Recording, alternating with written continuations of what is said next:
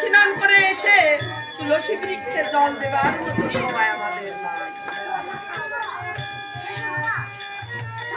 তাই পদকর্তা পদ বলে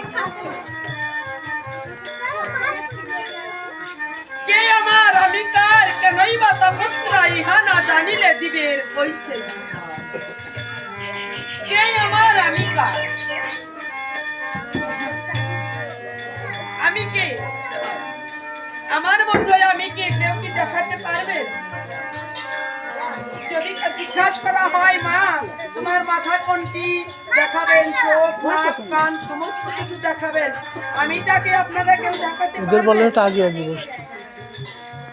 আমিটা কোথায় থাকে আপনারা তো আগে আগে আমরা কেউ দেখাতে পারি, কিন্তু সমস্ত কিছু মিলে আমি আমার মধ্যে সেই পরমাত্মা, সেই পরমাত্মার খাদ্য কি মা? পরমাত্মার খাদ্য হচ্ছে গৌরাঙ্গ হরি বলে গিয়েছেন আমার থেকে আমার নাম বড়, নাম হতে ভক্ত বড়, আর ভক্ত হতে ভক্তের চরণে।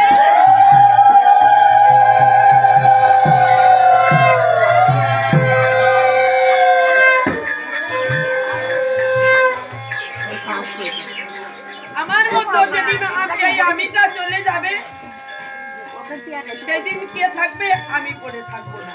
কি থাকবে? এই জায়গায় আমার দেহটি থাকবে। আচ্ছা আপনারা বলবেন সেই মাগুরা থেকে একজন কীর্তনিয়া এসেছিল, সে আর নাই, কিন্তু আমি এখানে আছি, আমার মৃত দেহটি এখানে পড়ে আছে, কিন্তু আপনারা বলবেন সে আর নাই। তাহলে আমার মধ্যে কি নাই? সেই ভগবান সত্তা। তাই সেই ভগবান সত্তাকে জাগ্রত করতে হলে বাবা সকলকেই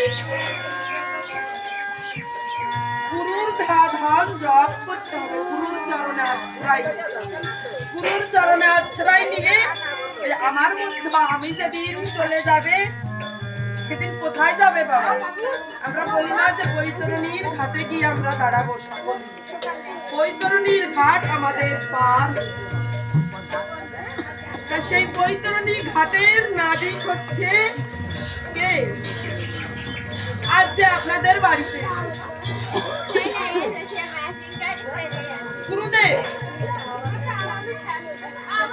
গুরুদেবের চরণে আশ্রয় নিলে ওই গুরুদেব যদি পার হতে নাও পারে, একনিষ্ঠ ভাবে যদি গুরুদেবের চরণ ভজনা করতে পারি, তাহলে ওই গুরুদেব বিপারে থাকবে। গুরুদেবের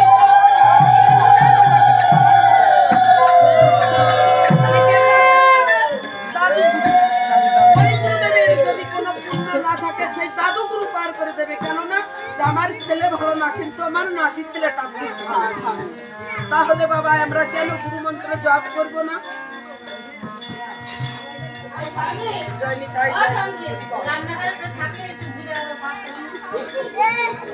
তাই দেখুন এই মায়ার সংসারে থেকে কৃষ্ণ বহির্মুখী জীব কি করছে? গোবিন্দ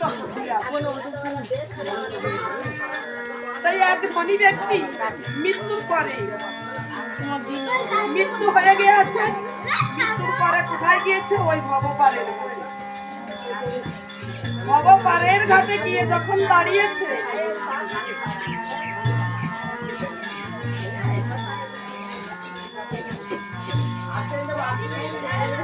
পার থেকে নাবি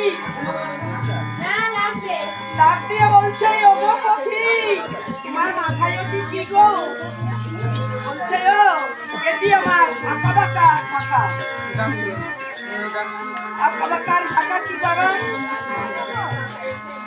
মৃত্যুকালে যে যে ভাবনা করতে করতে মৃত্যুবরণ করে তাকে আবার এইভাবেই সবাই আমরা ভারতবর্ষের গল্প শুনেছি যে মৃত্যুকালে হরিণের বাচ্চার চিন্তা করেছিল, তাই তার হরিণগুলো জলে গিয়েছিল। যাই হোক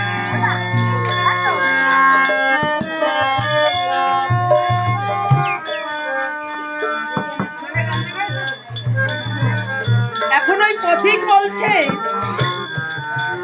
ও নবী, কতজন ওরাই আমার পিছনে এসেছে, তুমি ওদেরকে সকলের নৌকায় তুলে পার করে দিচ্ছ।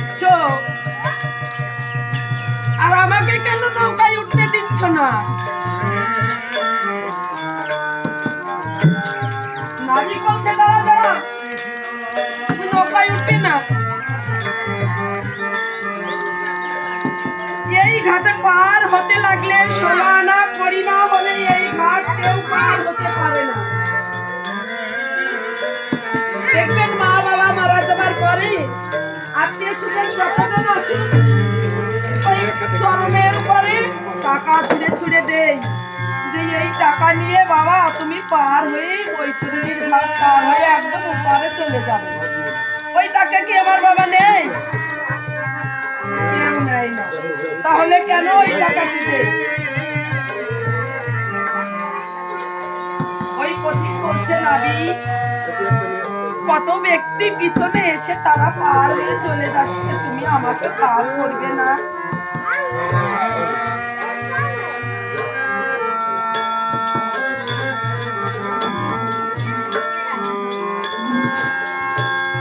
ও মাঝি পার করো রে,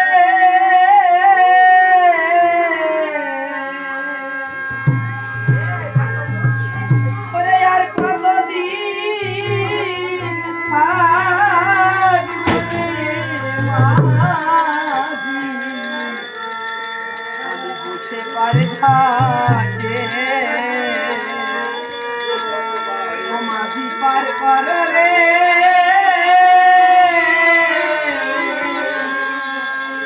আর কতদিন থাকিব মাঝি,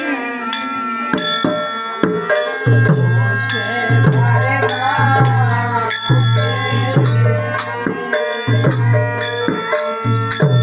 ওরে আমার সাথী যারা আগে আছে তারা আগের খেওয়া খেয়া না,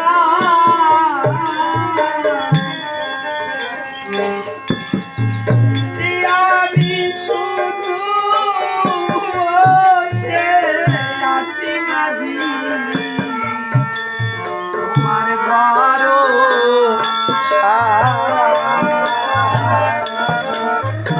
ওরে তুমি নিজ হাতে করে নাও পার,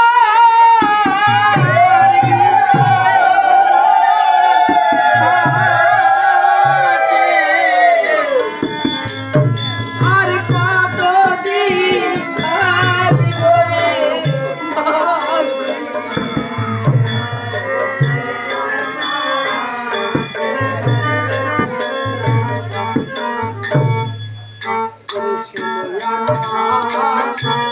তফিক লয়া আমি করেছি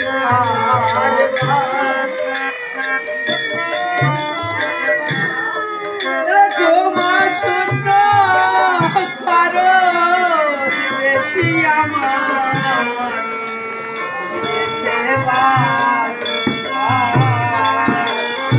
আমার হিসাবের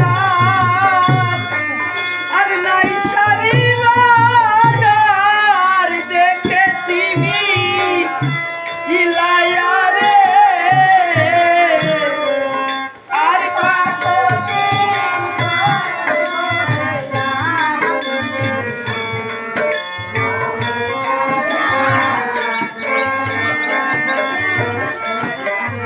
ওই পথিক বলছে মাঝি আমি আর কতদিন বসে থাকবো, আমার সাথে ছিল যারা সবাই তো পার হয়ে চলে গেল।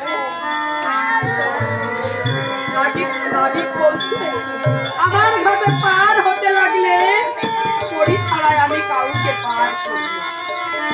তুমি কি পারের পরি এনেছো? বলছে ও কত টাকা আমি দাম বিলাস করে রেখে এসেছি, আমার সিন্ধুতে কত টাকা রয়েছে, কিন্তু আমার যে পারের পরি আনতে মনে নাই নাবিক, তুমি এবারের মতোই আমাকে পার করে দাও। নাবিক বলছে শোনো, তোমার ওই গান বিলাস ওই সিন্ধুকের পরি এই পারের ঘাটে লাগে না, এই পারের ঘাটে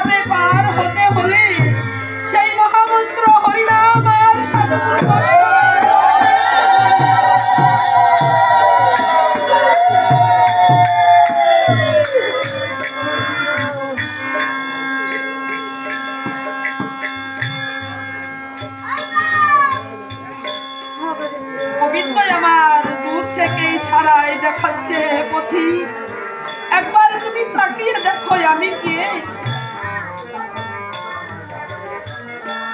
পথিক সব তখন কেঁদে কেঁদে বলছে,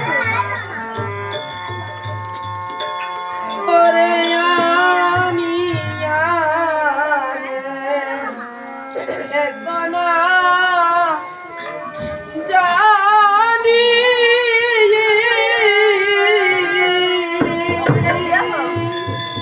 এইগুলো ঠিকভাবে পাড়াই বললো মানুষজনদের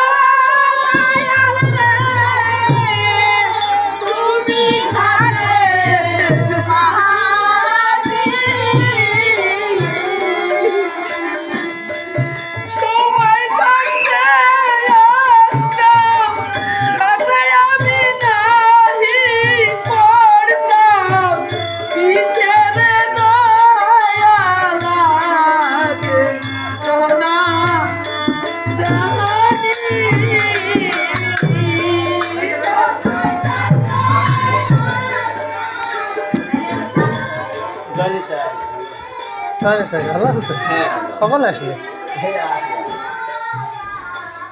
প্রায় 30 মিনিট। এত বড় ই করে নাকি পাগল।